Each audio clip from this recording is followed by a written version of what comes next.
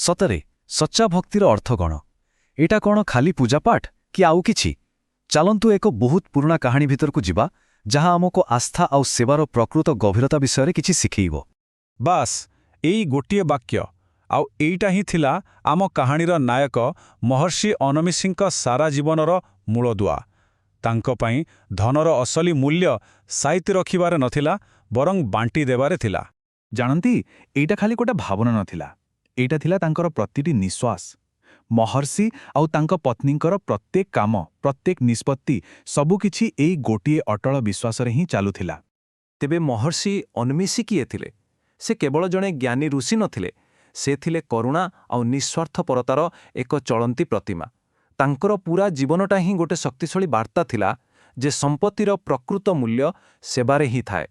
ହେଲେ ଏତେ ବଡ଼ ଦର୍ଶନକୁ ସେମାନେ ନିଜ ଦୈନନ୍ଦିନ ଜୀବନରେ କେମିତି ପାଳନ କରୁଥିଲେ? ଉତ୍ତର ହେଉଛି ଗୋଟିଏ ବହୁତ ସରଳ କିନ୍ତୁ ଶକ୍ତିଶାଳୀ ଦୈନିକ ପ୍ରତିଜ୍ଞା ମାଧ୍ୟମରେ। ସେମାନଙ୍କ ନିୟମ ଏକଦମ ସିଧାସାଧା ଥିଲା। ପ୍ରଥମେ, କୌଣସି ଭୋକିଲା ବା ଅଭାବୀ ଲୋକ ଆସିବା ଯାଏଁ ଅପେକ୍ଷା କରିବେ। 2ରେ, ତାଙ୍କୁ ବହୁତ ଆଦର ସହ ଭୋଜନ କରାଇବେ। ଆଉ ସବା ଶେଷରେ, ସେମାନେ ଖାଇସାରିଲା ପରେ ଯାଇ ନିଜେ ଖାଇବେ। ଟିକେ ଭାବିଲେ ଆଶ୍ଚର୍ଯ୍ୟ ଲାଗେ। ଗୋଟିଏ ଦିନ ପାଇଁ ନୁହେଁ, ବର୍ଷ ପରେ ବର୍ଷ ବିନା କୌଣସି ବ୍ୟତିକ୍ରମରେ ସେମାନେ ଏଇ କଠୋର ନିୟମ ପାଳନ କରୁଥିଲେ। ଏଇଟା ହିଁ ତ ଥିଲା ତାଙ୍କ ଚରିତ୍ରର ପ୍ରମାଣ, ତାଙ୍କ ନିଷ୍ଠାର ପରିଚୟ।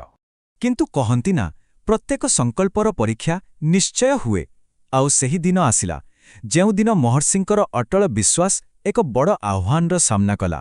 ସେଦିନ କିଛି ଗୋଟେ ଅଲଗା ଥିଲା। ସୂର୍ଯ୍ୟ ମୁଣ୍ଡ ଉପରକୁ ଆସିଲେ, ଦ୍ୱିପ୍ରହର ବି ଗଡ଼ିଗଲା, ହେଲେ ତାଙ୍କ ଦ୍ୱାରକୁ କେହି ଆସିଲେନି। ଚାରିଆଡ଼େ ଗୋଟେ ଅଜବ ନୀରବତା ଆଉ ମନ ଭିତରେ ବ୍ୟାକୁଳତା ବଢ଼ିବାରେ ଲାଗିଥିଲା।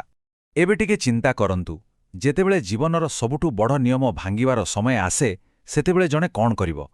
ମହର୍ଷିଙ୍କ ପାଇଁ ଏହା ଏକ ଗଭୀର ସଙ୍କଟ ଥିଲା। ହେଲେ ମହର୍ଷି ହାରିଯିବା ଲୋକ ନଥିଲେ। ତାଙ୍କ ଦୁଃଖ ଭୋକ ପାଇଁ ନଥିଲା, ବରଂ ନିଜ ପ୍ରତିଜ୍ଞା ଭାଙ୍ଗିବାର ଭୟରେ ଥିଲା। ସେଥିପାଇଁ ସେ ନିଜେ ହିଁ ଜଣେ ଅଭାବୀ ଲୋକକୁ ଖୋଜିବା ପାଇଁ ବାହାରି ପଡ଼ିଲେ। ଆଉ ତାପରେ ସେ ଯାହା ଦେଖିଲେ, ତାହା ହିଁ ଥିଲା ତାଙ୍କ କରୁଣା ଆଉ ବିଶ୍ୱାସର ଅସଲ ପରୀକ୍ଷା। ଏହା ହିଁ ଥିଲା କାହାଣୀର ସବୁଠାରୁ ଗୁରୁତ୍ୱପୂର୍ଣ୍ଣ ମୋଡ଼। ଗୋଟେ ଗଛମୂଳରେ ଜଣେ ଲୋକ ପଡ଼ି ରହିଥିଲେ। ତାଙ୍କ ଦେହ ସାରା ଗଳିତ କୁଷ୍ଠ, ଘାରୁ ପୁଜ ବାହାରୁଛି ଆଉ ମାଛିମାନେ ଘେରି ରହିଛନ୍ତି। ସେ ଥିଲେ ସମାଜ ଦ୍ୱାରା ପରିତ୍ୟକ୍ତ ଜଣେ ଚଣ୍ଡାଳ। ଏମିତି ଦୃଶ୍ୟ ଦେଖି ମହର୍ଷିଙ୍କ ମନରେ ଟିକେବେ ଘୃଣା ଆସିଲା ନାହିଁ। ସେ ସେହି ଲୋକଟି ପାଖକୁ ଯାଇ ବହୁତ ସମ୍ମାନର ସହ କହିଲେ, ମହାଭାଗ, ମୋ କୁଟୀରରେ ଭୋଜନ ପ୍ରସ୍ତୁତ ଅଛି, ଦୟାକରି ଆସନ୍ତୁ। କିନ୍ତୁ ସେ ଲୋକଟି ଲାଜରେ ସଡ଼ିଯାଇ କହିଲେ, ଆର୍ଯ୍ୟଶ୍ରେଷ୍ଠ, ମୁଁ ଜାତିରେ ଚଣ୍ଡାଳ, ଆପଣଙ୍କର ଏ ଦୟା ପାଇବାକୁ ମୁଁ ଯୋଗ୍ୟ ନୁହେଁ।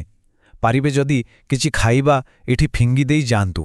ମହର୍ଷିଙ୍କ ଉତ୍ତର ସବୁ ସାମାଜିକ ବାଳକୁ ଭାଙ୍ଗିଦେଲା। ସେ କହିଲେ, ମୁଁ ଜାତିଭେଦ ମାନେ ନାହିଁ। ମୁଁ ତ ପ୍ରତ୍ୟେକ ଜୀବ ଭିତରେ ଥିବା ସେହି ଦିବ୍ୟ ଆତ୍ମାର ଉପାସକ। ଆପଣଙ୍କ ଭିତରେ ଯେଉଁ ଜୀବନ ଅଛି, ସେ ହିଁ ଈଶ୍ୱର। ଆଉ ମହର୍ଷିଙ୍କ କଥା ଆଉ କାମରେ କୌଣସି ଫରକ ନଥିଲା। ସେ ସେହି ଲୋକଟିକୁ ନିଜ କାନ୍ଧରେ ବୋହି ଘରକୁ ଆଣିଲେ, ନିଜ ହାତରେ ତାଙ୍କ ଘା ସବୁ ସଫା କଲେ, ଗାଧୋଇ ଦେଇ ନୂଆ ଲୁଗା ପିନ୍ଧାଇଲେ, ଆଉ ଶେଷରେ ଖୁଆଇଲେ। ଏହା ଦାନ ନଥିଲା, ଏହା ଥିଲା ପ୍ରକୃତ ପୂଜା। ଏ ନିଃସ୍ୱାର୍ଥପର ସେବା ପରେ ହିଁ ଭକ୍ତିର ଅସଲ ରହସ୍ୟ ଖୋଲିଗଲା। ତାଙ୍କ ମନର ସବୁ ପ୍ରଶ୍ନର ଉତ୍ତର ମିଳିଗଲା। ସେହି ରାତିରେ ଏକ ଦିବ୍ୟ ଅନୁଭୂତିରେ ମହର୍ଷିଙ୍କୁ ତାଙ୍କ ଉତ୍ତର ମିଳିଲା। ସ୍ୱପ୍ନରେ ସେ ଯାହା ଦେଖିଲେ, ତାହା ତାଙ୍କ ଜୀବନର ସାର ଥିଲା।